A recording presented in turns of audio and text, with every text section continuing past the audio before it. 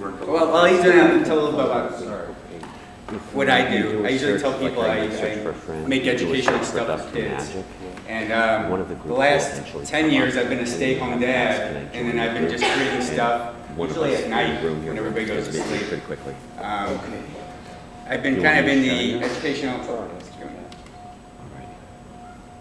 I've been doing educational stuff for about 25 years. There we go.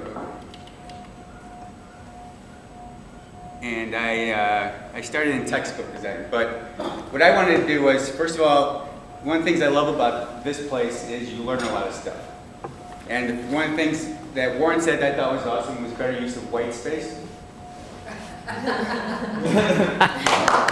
But what I really would like everybody to do is I would like everybody to just do a little stretching exercise to start with. So I'd like to ask everybody to close their eyes, take out their wallets, put your wallets in, close your eyes, kind of clear your brains of all your deadlines and all that stuff going on. And I want you to picture the face of a child. Now it could be a child you know, it could be a son, daughter, niece, nephew. It could be a child you don't know, maybe a child sitting in an inner city school right now. Or maybe in a hospital bed with an iPad. And what I want you to do is I want you to stretch the corners of your mouth up to your ears. If you need more specific, Columbo, left to left, right to right. And if you do it right, you should see the face of that child. Their eyes should light up and they should smile back to you. And then you could open your eyes. And I like doing that for a couple reasons. One, I always love the amazing power of a smile. It's a really human thing that I think we should always try to get to the kids through our products. But I think it also helps us remind us of this. I think this is the biggest message, is it's all about the children. And I know when we come here we go, duh, we all know that. This goes without saying. But I think that this is the case. Things that go without saying, they need saying. Because what we're creating is complicated stuff. We're doing all kinds of things, and it's really easy for us to get distracted and start to forget that this is why we're here. So one of the things I would like to ask people to do is when they get home, if you have a team, is do a list of all the other things that go without saying that we kind of assume we do. And I think when you do it, you're going to notice they're actually probably the most important things of what we do. So this is not my talk. I'm actually surprised. We haven't heard of gamification that much here. But what I've been noticing is that term is being used a lot. Everybody's talking about gamification, gamification, gamification. I've been looking at the App Store and seeing stuff, and my concern isn't that. Mine is this. It's the education of educational apps. You can kind of, another exercise, other homework, I'm not going to do it here. Take a look at the top apps there. And the first time I noticed it was when we did our first app camp. We had a bunch of new developers. They all stood up, said what we're doing. And I kept hearing early childhood shapes, colors, numbers, letters. Shapes, colors, numbers, letters, shapes, colors, numbers, letters. And I was sitting there going, why is everybody doing that? Did I miss something? And I thought, maybe I missed this headline. And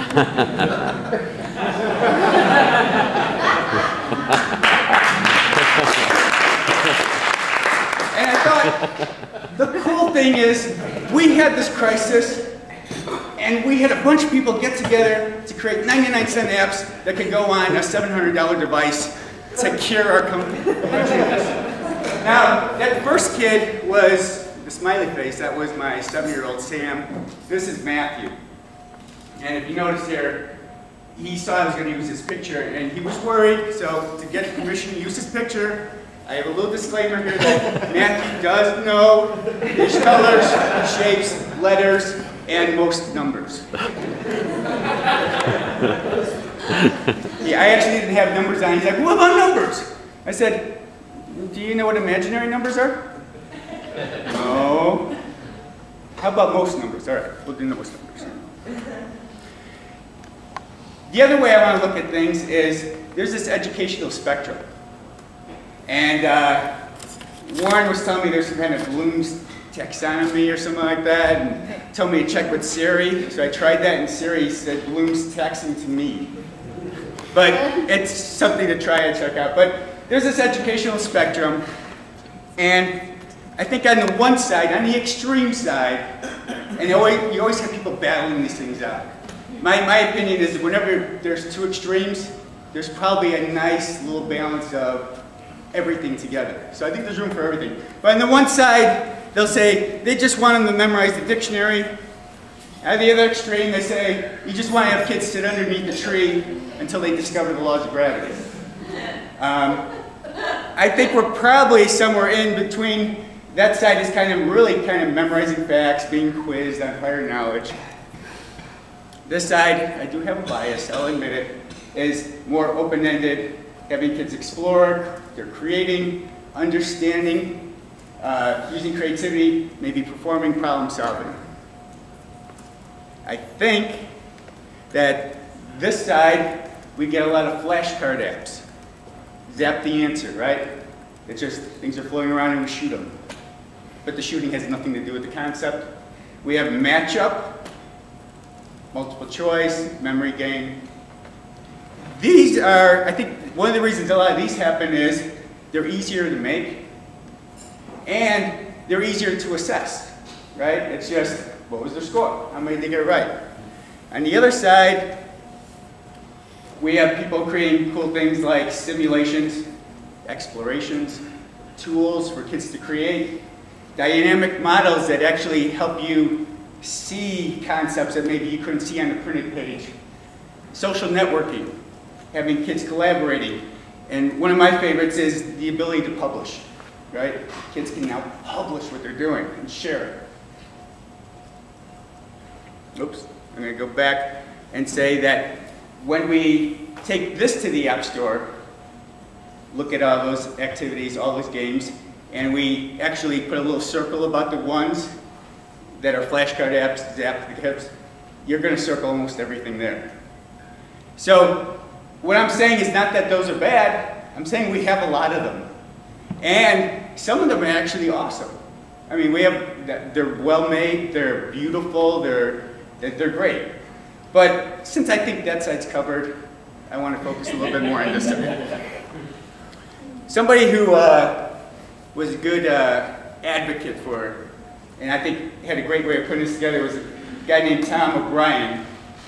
He passed away this last year, about a year ago. And I used to meet him at math conferences, math teacher conferences. And he had this great approach when he would open up to a class, not a class, but to a group of teachers. And so I'm going to try to channel a little of him. He would show up and he'd go, "Good morning, class. I want everybody to repeat after me, okay? Wedgma los." Wedgma los. Good. Hut lo. Hut lo. Yes, nice. You guys are smart. Chamava. Chamava. Excellent. Wedgma los. Hut lo. Chamava. Wedgma los. Hut lo. Chamava. Nice job. You guys are awesome. That's great. You realize that you guys now understand 34 minus 9 equals 25 in Klingon. He always did Dutch, but I was concerned about messing it up. So I thought this group Klingon might be better. So the first thing I had to do was I didn't really know Klingon, so I got online. You can learn anything online. I got the best translation I could get. This is the way I kind of came up with.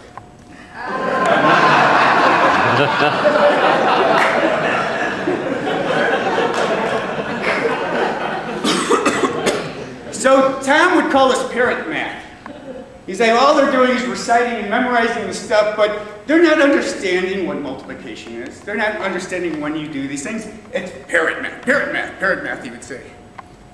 And I think if he put it on the spectrum, he'd say parrot math was over here, and understanding math was over here. And once again, if we went through all these activities and figured out which ones were parrot math, it might shed a little light of what's going on there. And the thing that's interesting is, you know, that the category is education apps. So what I wanted to do was not really show stuff I do, but kind of share how I do it. The idea, because I've come here many times, and one of my favorite parts is when people show what they do, how they do it, you get to pick pieces of that. So I'm going to show things that work for me.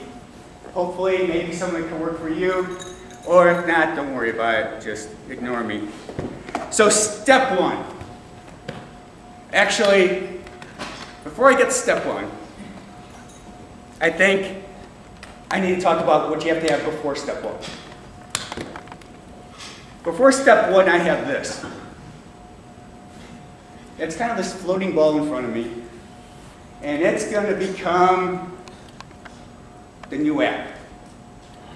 And for me, it actually is right there.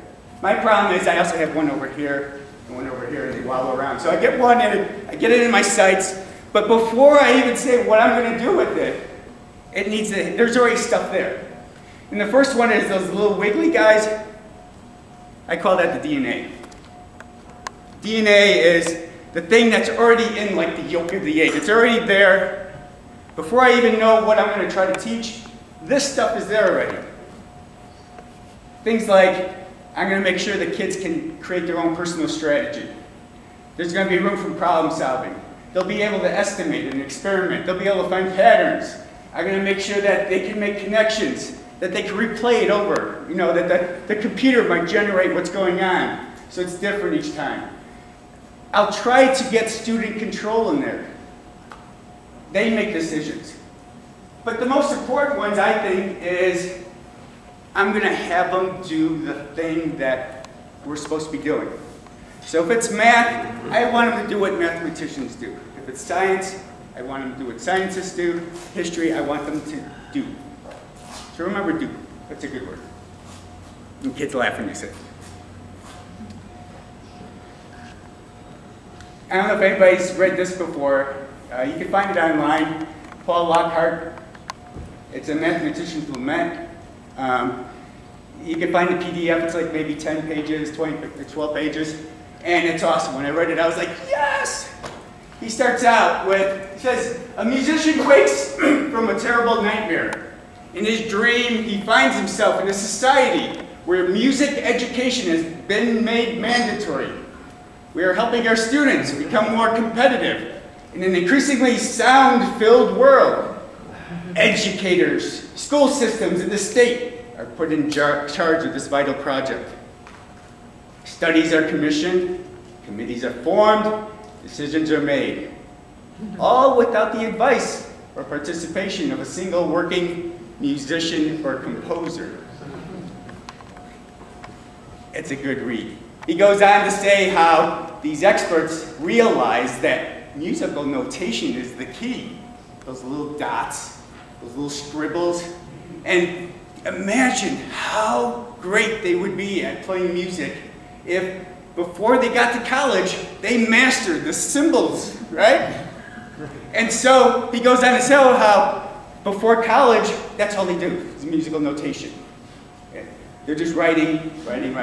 They don't sing songs, they don't listen to music, they don't play instruments because they're not ready for it. They need the notation. And he then goes on, further on, he says, a mathematician wakes up and he thought he had a nightmare, only it was real, right? Because that's what we're doing mostly. We're teaching the notation, we're teaching kids to be calculators, not mathematicians. Some other ideas that come out of it is, he says, most people don't know what mathematicians do. I know mathematicians that don't know what mathematicians do. And he said the problem is that A lot of teachers don't know what mathematicians do. He says it's not their fault. They were taught that this other thing was math. The problem is, how do they teach math if they don't know what mathematicians do? He also makes another statement where he says, a lot of people group mathematics with the sciences. He says, I think they should be with the arts. He said a mathematician is actually the ultimate artist.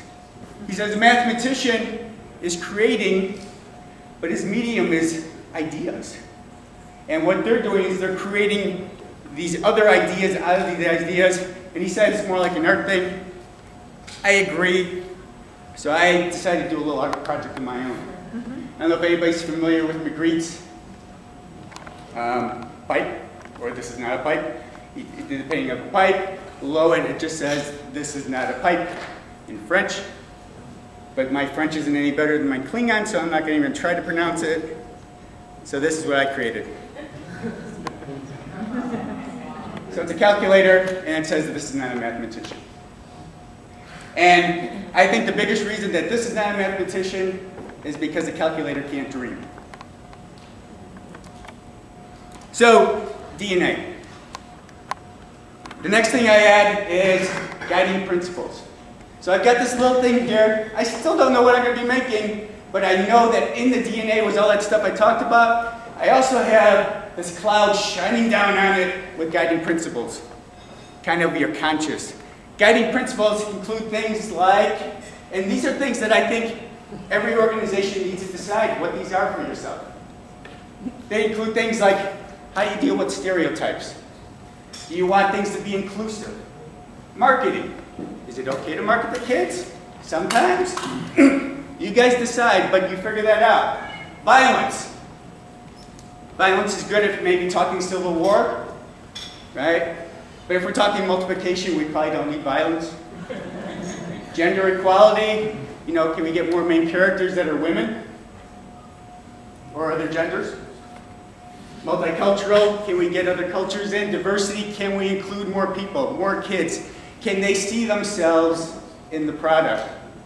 And guns. What do you think about guns? Guns is my favorite because you take a kid and you say, I don't want you playing with guns. They pick up a stick and they're playing guns. Or they pick up a broom, they're doing guns. Legos, they're doing guns. You want to do an educational title and you go to a gaming company and you say, don't do guns, right? What did they do? It's a magic wand. You pointed at things and it makes them disappear. It's not a gun, it's a magic wand. You know, they're still doing guns, but they're doing the same thing they were doing when they were kids. So guiding principles are shining on this thing. I still don't even know what it's going to be, but I have a lot of stuff going into it already. This is the next one. This is the big one. Now for me, it's usually just one ball there, but you need to have the attitudes of your team on board with all this other stuff. Because they're the ones that are actually take you in different directions. Your team has to understand what the guiding principles are. They have to agree with them. They have to be on board. They need to understand what that DNA is. The other thing you need to do is, I've also noticed is for people that do products for other groups, you need to find out what their DNA is. Find out what their guiding principles are. I had an awesome time doing the Science Kid app. First thing I did was I knew that show and I tried to decide what's the DNA in their show. What are their attitudes? What are their principles? And there's a lot in there. So, team attitude. First of all, I think your team, all of us, we need to be learners, right? We need to constantly come into things like this and learning about all this other stuff to just prepare to be ready to create something. We also need to be educators. I think the whole team needs to be educators. If you have an animator, you need to get them on board. You should do this too. You also need to be designers. You need to like children, right?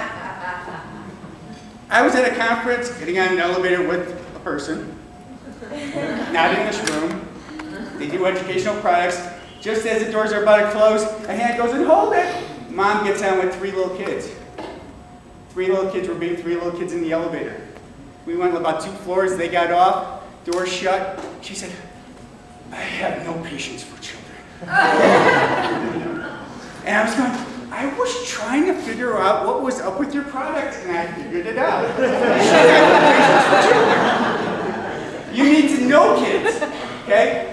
And someone was talking about, well, we used to be a kid, so you can kind of go, you can't go by that, right? You don't remember, I guarantee.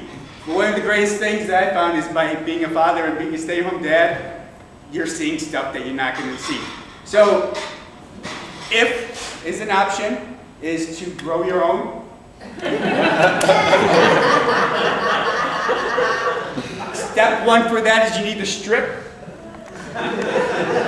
Any ideas of getting, never mind. You need to know, kids, we need to share, okay? We share with everybody here, they share with us. I think Scott Osterweiler, I think it was probably 10 years ago, he's looking, I asked him about a product I did called Math Arena. He goes, why do you have a timer? There shouldn't be pressure like that. And I did. I had this timer. The default was there was a timer, and then you could turn the timer off. And that was my answer, but you could turn the timer off. And he was just kind of like, he just shared his idea with me. And then I started to realize that every time I would demo the thing, first thing I do, turn off the timer. And I realized, yes, why do I have the timer on? I'll still put a timer in as an option, but my default is always now kind of a solve it mode. But the nice thing is, you're always learning, share what you know, and listen to the people around you. Thanks, Scott. Collaborate. Same kind of thing. Teachers. You need to be around teachers if you're doing educational stuff. I would go to this math conference, teachers conference. They thought I was a teacher. I always do that. So, you guys using computers in the classroom? And I would always get the same answer. It was guilty. It was, I know I really should, but I just don't have the time. I don't know how to do it. You need to know that thing so that when you're doing it, create things that a teacher can just, get up and they're up and running. Passion is the biggie. One of the biggies. A lot of biggies. But the other one is you have to be passionate about what you're teaching. I tell people, think of the best teachers you've had. I guarantee they were passionate about what they were teaching. And you knew it. You knew they cared about it. And because they cared about it and they were excited about it, you could get excited about it. And I do believe that while we're creating, we need to be excited about it. I said before, I think it leaves tool marks on the end product. They show through. And then the last one is honor and respect. We need to honor and respect the position we're in, and we need to honor and respect the children. This here I pulled up from one of my kids might have ADD, which I know, I had no idea where that would come from. Daren, want to ride bikes? Our first grade was... Don't do that. So we got an IEP in place, which I had no idea what an IEP is. IEP is an individualized education plan. First thing I said, shouldn't all kids have an individualized educational plan in this day and age? But one of the things they asked us to do, parents, is to write up what we were looking for. And this was my big demands. We expect and trust that our children will be in a safe, supportive, welcoming, and positive learning environment. An environment that lifts their self-esteem by building up their strengths and providing many opportunities for successes. An environment that promotes a community of peers and collaboration. An environment that is sensitive to a child's special needs as a learner and a developing person. That's weird. Kids are people. An environment that is free of inappropriate expectations, misguided judgments, and unnecessarily stumbling blocks. An environment that in no way causes harm to our children's amazing spirit for creativity and learning. And I thought, this is what I want for my kid. This is what I want the teachers to provide for my kids. This is what I should be providing for all the kids. I think anybody who's doing educational stuff, not even educational stuff, you set your foot in the child's space, I think we all need to live up to this, at the minimum. Other thing that they need to be on board of is that learning is fun. We don't make learning fun, right? We can't claim that. Learning is fun. Learning is amazing. We don't make it fun. It's not our job to make it fun. If you got people on your team and they think our job is to make this fun, you need to re-educate them. Our job is not to mess it up, not to get in the way. And I also think our job is also to help reveal where the fun is.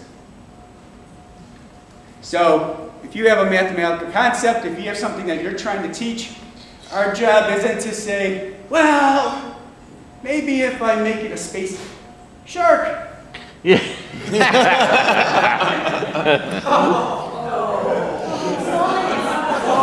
All right, back here.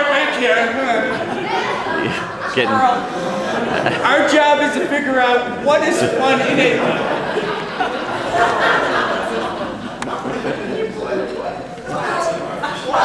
Sorry. I'll wait. Quick. Every fish tank has got a roll. There's only one of those So, our job is to find what is fun about that concept intrinsically and make that shine. Okay? You need your staff to do that. Another one is, we are not supposed to disguise learning. We're supposed to celebrate it. Right? Learning, especially today, is a skill you're going to need. How many times have people in this room had to learn a new programming language? Like within the last 8 months. Right? We need to prepare our kids for that. The other thing I hate is when, not hate, I'm sorry. One thing I disagree with is when people say, the great thing about this product, they don't even know they're learning. That's called bad. They should know what they're doing. They should be excited about it. You need to have your team agree with this. Well, if I have a team, they better agree with this. You guys decide what else you want to do with this. So, here's the other part, is to evaluate. I've been kind of playing with this idea of a Venn diagram. Education, gamification. My spell checker kept going weird on both of those. But as you're building something, I think every element, you should be able to put it somewhere in this Venn diagram. Right? When you decide that you're going to have a mechanic, a game mechanic, okay, it probably goes here. But it's awesome if it goes here, right? The goal is to have as much stuff over here and shared, more balanced that way. You know you're in trouble if everything's popping up here and you're thinking of getting rid of some of the stuff here because it's getting in the way of the game. Right? And that happens all the time. It usually happens because we're trying to make it fun. And some of those things get in the way. So we have the guiding principles, the DNA, the team attitudes. You still got this thing here. You still don't even know what you're going to make. But all that is there already, right? Now you figure out learning objectives.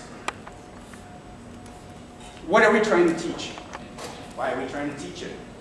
I kind of see those as being now put in there, but I still don't know what I'm teaching, right? Not yet, because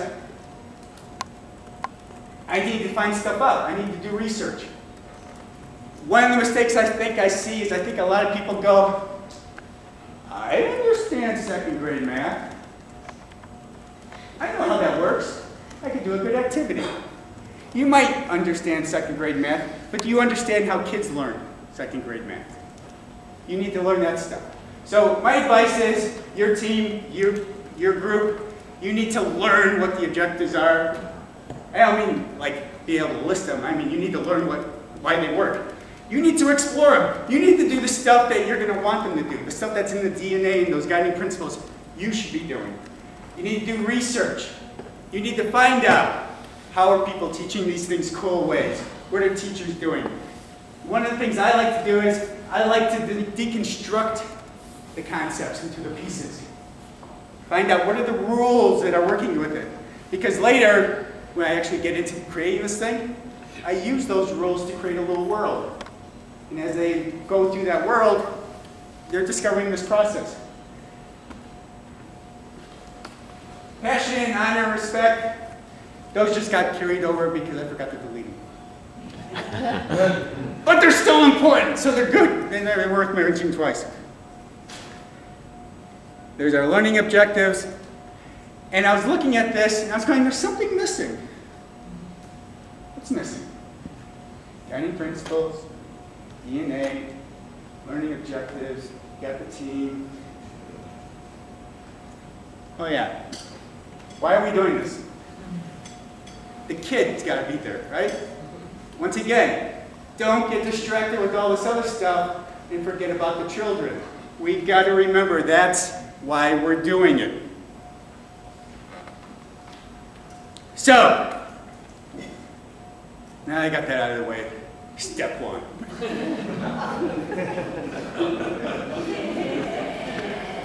And I'm running out of time, so I don't think I'll be able to get past step one, but... Well, we lost an hour yesterday, so we're going to make it up to you. Oh, okay.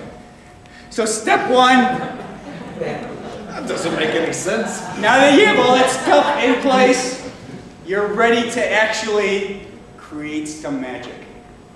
Step one is close your eyes, imagine the face of a child, and smile.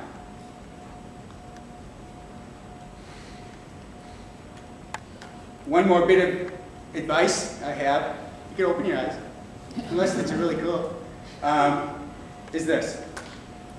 Hang out with smarter, more creative, more passionate people, preferably children. That's all I got.